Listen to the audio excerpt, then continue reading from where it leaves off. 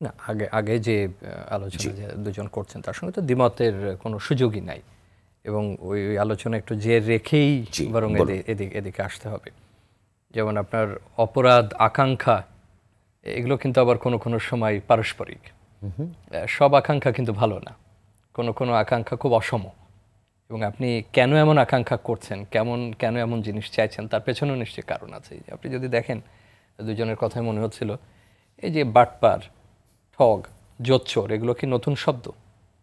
শব্দ কত পুরনো হতে পারে, 200, 300, 400 বছর। হ্যাঁ, আপনার ধারণা পাল্টেছে, রীতি পাল্টেছে, এ শব্দ তো নতুন শব্দ না। আপনি সর্বশেষ ব্রিটেনে কিন্তু তার বিস্তৃতি ঘটেছে, নিঃসন্দেহে বিস্তৃতি ঘটেছে, শব্দ পুরনো। আপনার বঙ্গে যখন খুব মাৎসন্যায় চলছে, 6 মাসের বেশি কোনো সুলতান থাকতেন না, মানে যাকেই আনা হচ্ছে সে আরেকজনকে হত্যা করছে, হত্যা করে আবার নতুন একজন আসছে, মানে একটা অসম অবস্থা। আমাদেরই পূর্বপুরুষরা 100-150 বছর আগে আমাদের এখানে দাস ব্যবসা ছিল না বলে আমরা একটা খুব আনন্দের মধ্যে থাকতাম। এখানে বিক্রি হতো, দাস না হোক দাসের কাছাকাছি কিছু বিক্রি হতো। ঢাকারই একাধিক স্পটে এরকম জায়গা ছিল। আমরা যে খুব একেবারে সভ্য, অত্যন্ত কাঠামোবদ্ধ যে কুসুমাস্তীর্ণ যে চিত্র আমরা সবসময় আঁকি, সমাজ সবসময় এরকম ছিল না। কিন্তু সমাজের মধ্যে একটা বড় শক্তিশালী পক্ষ ছিল, একটা প্রচেষ্টা ছিল সেটাকে নিয়ন্ত্রণে রাখার, এবং পরিবার থেকে, শিক্ষা প্রতিষ্ঠান থেকে, সমাজ থেকে, মূল্যবোধ থেকে আমরা সেটা নিয়ন্ত্রণে রাখতাম। এখন আপনি যে অবস্থায় আসছেন সেটা পুরোটাই মুনাফা নির্ভর। রাষ্ট্র আপনাকে এমন পর্যায়ে নিয়ে গেছে, বা রাষ্ট্র ব্যবস্থাগুলো, যে মুনাফার বাইরে আপনার আর কল্যাণকামী কোনো কিছু নেই। আপনি যা কিছু দেখছেন সব কিছুর মধ্যে মুনাফা দেখছেন। সবচেয়ে কট্টর পুঁজিবাদী রাষ্ট্রেও কিন্তু একটা নীতি থাকে, এবং এক্সট্রিম ক্যাপিটালিজমের একটা নীতি আছে, যে কতটুকু দান করব, কতটুকু দেব, কতটুকু নেব, কতটুকু নেব না। কিন্তু আমরা এমন একটা অবস্থার মধ্যে এসে পড়েছি যে আমার কাছে মনে হচ্ছে মুনাফা, ক্ষমতা এবং প্রত্যাশা সব এক। কারণ তা যদি না হয় তাহলে আপনি কি দুদিন পরে একটা জিনিস ধরুন, আপনি যে প্রসঙ্গ বলছেন একটু আগে, যে কেউ একজন দাবি করেছেন যে আমলাদের জন্য আলাদা একটা বিশ্ববিদ্যালয়। আমি তো খুবই খুশি হব যে আমার ঢাকা বিশ্ববিদ্যালয়ের লাইব্রেরি খালি হয়ে যাবে, অন্তত শিক্ষার্থীরা পড়তে পারবেন। কারণ শুধুমাত্র সরকারি চাকরির জন্য দিনরাত চেয়ার টেবিল দখল করে রাখা সমস্ত বিশ্ববিদ্যালয়গুলো, পাবলিক লাইব্রেরিগুলো, এটার প্রয়োজন পড়বে না। আপনারা জানেন যে বিভিন্ন আন্তর্জাতিক এয়ারলাইন্সগুলো নিজস্ব কলেজ আছে, তারা তাদের মতো করে ইঞ্জিনিয়ারিং শেখায়, তাদের মতো করে অ্যারোনটিক ইঞ্জিনিয়ার তৈরি করে, তাদের ক্যাটারিং শেখায়। ওইটা একটা বিশেষায়িত দিক। আপনি ওই চাকরি করবেন এবং যখন শেষ হবে আপনি ওখান থেকে চলে আসবেন, আপনি অন্যত্র কিন্তু চাকরি করবেন না। তাহলে কি আমরা ওই ধরনের একটা বাক্সবন্দি ওরকম কোনো কিছু চাইছি, যে কেবলমাত্র আমলা তৈরির জন্য একটা বিশ্ববিদ্যালয় লাগবে, অপর একটা পেশা তৈরির জন্য আর একটা জায়গা লাগবে, আর একটা কলেজ লাগবে? বিশেষায়িত প্রতিষ্ঠান এক জিনিস, আর শুধুমাত্র নির্দিষ্ট একটা বিষয় চাওয়া, কোনো দর্শনবিহীন, কোনো চিন্তাবিহীন, কোনো বুনিয়াদী পরিকল্পনাবিহীন, এগুলো আমার কাছে মনে হয় যে একটা প্রলাপ মাত্র। এবং এই প্রসঙ্গগুলো ওঠে কেন বা কি কারণে? এখন যেমন ধরুন, সরকারি একজন কর্মকর্তা তো পিএইচডি করতেই পারেন। পিএইচডি করার অধিকাংশ ক্ষেত্রে উদ্দেশ্যটা থাকে যে তিনি আবার গবেষণামূলক কাজে যাবেন বা শিক্ষকতার সঙ্গে যুক্ত হবেন। কিন্তু 30%, 40% থাকবেন তিনি অন্যান্য কাজ করবেন, উন্নয়নে থাকবেন, আন্তর্জাতিক প্রতিষ্ঠান থাকবেন, সরকারি কাজে থাকবেন, একটা বিশেষায়িত জ্ঞান নেবেন। 100% আপনি একটা আমলাতন্ত্রে কিন্তু পিএইচডি পেতে পারেন না।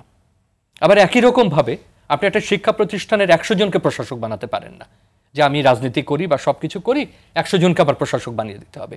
সাংবাদিকদের মধ্যে 100 জনকে আপনি নেতা বানাতে পারেন না, এটা সম্ভব না কখনো। কিন্তু আপনি এই যে একটা অসম চিন্তা করেন, এই অসম চিন্তাগুলো আসে কেন মাথার মধ্যে, মানে কি কারণে আসে? একটা আপনি যে প্রক্রিয়াটা নিয়ে কথা তুলেছেন, ধরুন সেটার বয়স পৃথিবীতে 1000 বছর, বা আমাদের এখানেও বয়স 200-300 বছর হয়ে গেছে।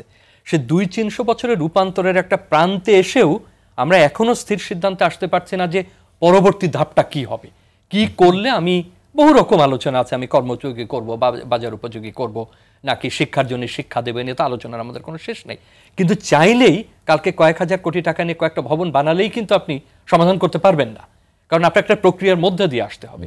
এখন এই রূপান্তরের প্রক্রিয়াটাকে এত সহজ বলে আমার কাছে মনে হয় কিনা, এটা সম্ভবত এমন হয়েছে যে প্রাপ্তির জায়গাটা আমরা টের পাচ্ছি না, যে কতটুকু আমাদের পাওয়া প্রয়োজন ছিল এবং কতটুকু আমার আসলে প্রয়োজন না, কতটুকু আমার পরিধির বাইরে। এবং এটা একসময় কি হবে, আপনার বিশেষায়িত যে জ্ঞানের জায়গাটা, যেমন ধরুন আহন ভাই যে কথাগুলো বলছেন, আমি ব্যক্তিগতভাবে বিশ্বাস করি যে এখন অপরাধের যে ধরন, এখন যে পরিস্থিতি, তাতে পুলিশের যে বিশেষায়িত প্রশিক্ষণ দরকার, সেই বিশেষায়িত প্রশিক্ষণ একটা ক্রিমিনোলজি ডিগ্রি দিয়ে হবে না, বা শুধুমাত্র একটা আইন পড়িয়ে তাকে হবে না। পুলিশকে অনেকভাবে ইকুইপ করতে হবে, অনেক ধরনের স্পেশালাইজ ট্রেনিং দিতে হবে। সাইবার ক্রাইম যখন শুরু হয়, খোদ ব্রিটেনে মিলিয়নস অফ মানে বিলিয়ন পাউন্ড ব্যয় করতে হয়েছিল তাদের সাইবার বিষয়ক প্রশিক্ষণের জন্য।